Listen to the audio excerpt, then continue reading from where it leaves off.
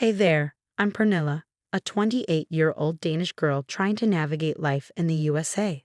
So there I was sitting in my favorite coffee shop in downtown Chicago, sketching logo ideas, when this guy walks in. Tall, dark, and handsome doesn't even begin to cover it.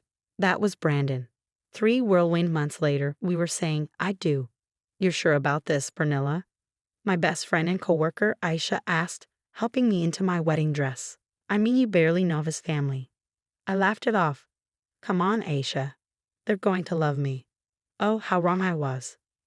Enter Evelyn, Brandon's mom, and Courtney, his sister. From day one, it was clear I wasn't what they had in mind for their precious Brandon. So, Pernilla, Evelyn began during our first family dinner, her smile never quite reaching her eyes. How long do you plan on staying in America? I tried to laugh it off. Well, I'm married to Brandon now, so I guess I'm here for good. The silence that followed was deafening. As weeks turned into months, I did everything I could to fit in. I learned to make apple pie, watched football, even started saying, oh. Okay, that one didn't stick, but nothing seemed to be enough. Honey, maybe you could try dressing a bit more American?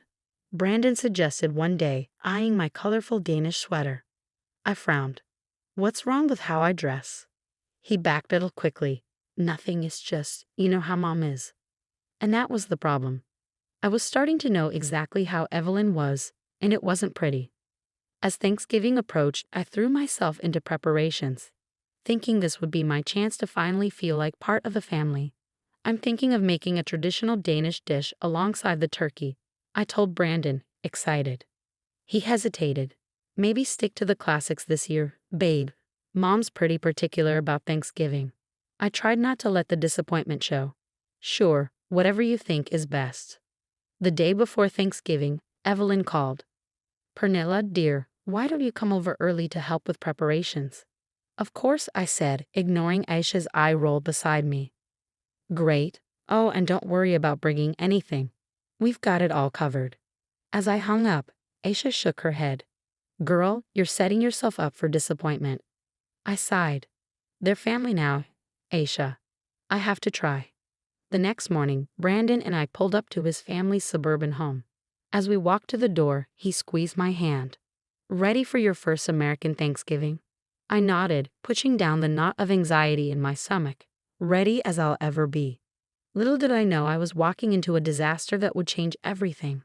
The moment I stepped into Evelyn's kitchen, I could feel the tension in the air. The smell of roasting turkey mixed with the unmistakable stench of thinly veiled hostility. Oh, Pernilla, dear, Evelyn said sweetly, why don't you set the table? The good china is in the cabinet. I nodded, eager to help. But before I could reach for the plates, Courtney swooped in. I've got it, Mom. Pernilla probably doesn't know how we do things here. The jabs continued all afternoon. Every family story conveniently left me out. Every tradition was explained to me like I was a child.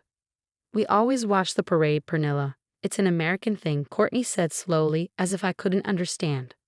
Finally, we sat down to eat. I noticed my plate looked different. The turkey seemed off, the texture strange. Enjoy your meal, everyone, Evelyn smiled, her eyes gleaming as they met mine. I took a bite and almost gagged. The taste was awful, nothing like turkey. As I looked around in confusion, I caught glimpses of smirks. Poorly concealed laughter rippled through the table. Is something wrong, Pernilla? Brandon's uncle asked innocently. It hit me suddenly. This wasn't turkey. It was dog food. My stomach turned. Oh my God, I whispered, pushing my chair back. How could you? Evelyn's laughter was the loudest. Come now, Pernilla, it's just a little joke. Don't be so sensitive. I turned to Brandon, hoping for support, but he just sat there with a weak smile. Babe, they're just teasing. It's not a big deal. Not a big deal. I felt like I was going to be sick. Without a word, I grabbed my purse and ran out, ignoring the calls behind me. As I drove away, tears blurred my vision. Memories of every slight and snub flashed before me. Evelyn accidentally spilling wine on my favorite dress. Courtney forgetting to invite me to her engagement party. Brandon never standing up for me. My phone buzzed nonstop. Brandon's text swung between dismissive and pleading. Come on, it was just a prank. Don't overreact. Babe, please come back. You're embarrassing me. My family thinks you can't take a joke. I ignored them all and drove straight to Aisha's apartment. She opened the door, took one look at my face, and pulled me into a hug. What happened? She asked gently, leading me to the couch. Through my sobs, I told her everything. With every word I shared, Aisha's face darkened. That's it, she said firmly. You're leaving him tonight. I hesitated. But maybe if I just try harder. No, Aisha cut me off. This isn't about you trying harder. They're abusive, Pernilla. And Brandon, he's just as bad for allowing it. Deep down, I knew she was right. This wasn't love. This wasn't family. That night, while Brandon was still at his parents', I packed my bags. I left my wedding ring on the kitchen counter with a note. I deserve better than dog food and disrespect. Goodbye, Brandon. The next morning, I filed for divorce. As I signed the papers, a weight lifted off my shoulders. For the first time in months, I could breathe. But as I left the lawyer's office, my phone pinged with a message from Evelyn. I always knew you weren't good enough for our family. Run back to Denmark, little girl. I stared at the screen, a new emotion rising in my chest. This wasn't over, not by a long shot. If they wanted to play games, fine. They were about to learn that this Danish girl could bite back. The weeks following Thanksgiving were a blur of tears, anger, and paperwork. I threw myself into work, grateful for the distraction. One day, my boss noticed my distress and approached me. Pernilla, is everything okay? You seem different. I broke down, spilling the whole ugly story. To my surprise, she was incredibly supportive. Take all the time you need. We've got your back here. Meanwhile, Brandon swung between begging for reconciliation and lashing out. Baby, please, it was just a stupid prank. We can work this out, he pleaded one day. The next, it was, you're being ridiculous. My family's right. You're too sensitive for your own good. His family, however, was consistent in their attacks. Rumors spread through our social circle, labeling me as a gold digger and culturally incompatible. Aisha, bless her, stood by me like a fortress. Ignore those snakes. You're better off without them. She introduced me to her friend Mark, a divorce lawyer with kind eyes and a no-nonsense attitude. What they did was emotional abuse, Pernilla, he said during our first meeting. We're going to make sure you come out of this okay. One sleepless night, I started writing, pouring my experiences into a blog post. To my shock, it went viral overnight. Comments flooded in. This happened to me too.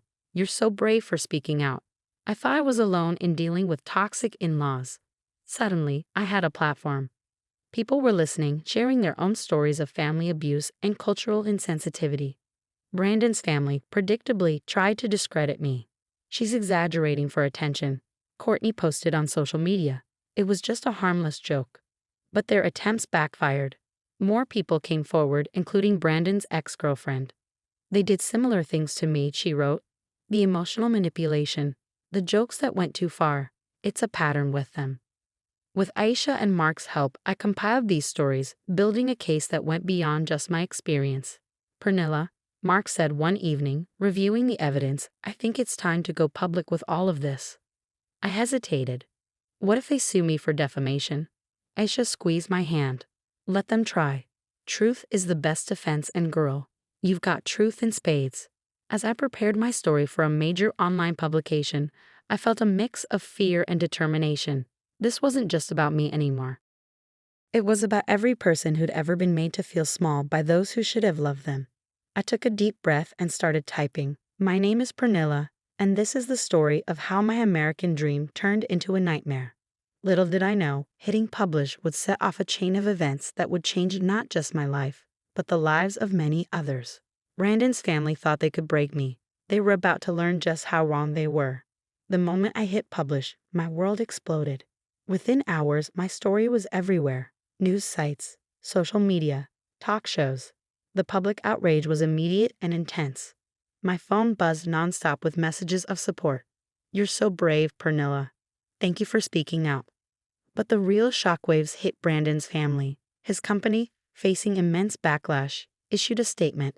We do not condone discriminatory behavior. Brandon is on indefinite leave while we investigate. Evelyn wasn't spared either. Parents at her school, horrified by her treatment of an immigrant daughter-in-law, demanded action. The school board called an emergency meeting. Courtney's perfect world crumbled too. Her fiance's family, disgusted by the revelations, withdrew their support. The wedding's off, Aisha read aloud from a gossip site, a hint of satisfaction in her voice. Guess karma is real after all. Meanwhile, my blog took off. It became a platform for others to share their stories of family abuse and cultural insensitivity. I was overwhelmed by the response. Pernilla, my agent, yes, I had an agent now, said, "We've got offers for book deals, speaking engagements. People want to hear your story." It was surreal. Me, the girl who once felt voiceless, now had the world's ear. Amidst the chaos, Brandon made one last attempt to reach out. He showed up at my new apartment looking haggard. "Pilla, please, I'm sorry. I didn't realize. Can we start over?"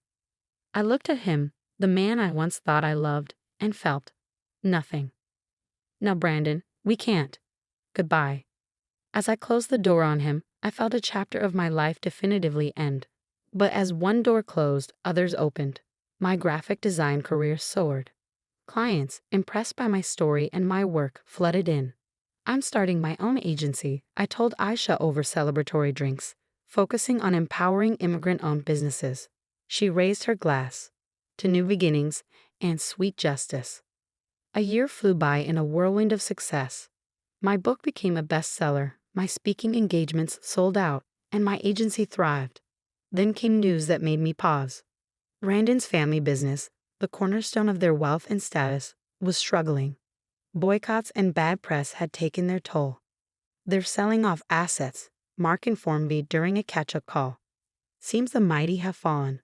I felt a twinge, not of sadness, but of closure. The final victory came unexpectedly.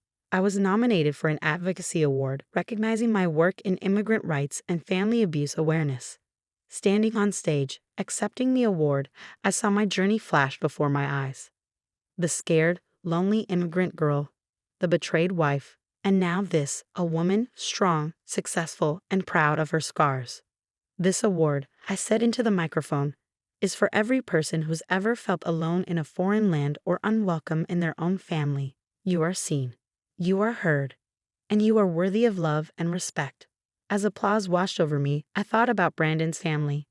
Their cruelty had been intended to break me, but instead, it had forged me into something stronger than they could have ever imagined. I left the stage, award in hand, ready to write the next chapter of my life, on my own terms, in my own words, with the strength of my experiences behind me. And that's the end of Pernilla's journey from victim to victor. Now, here's a question for you.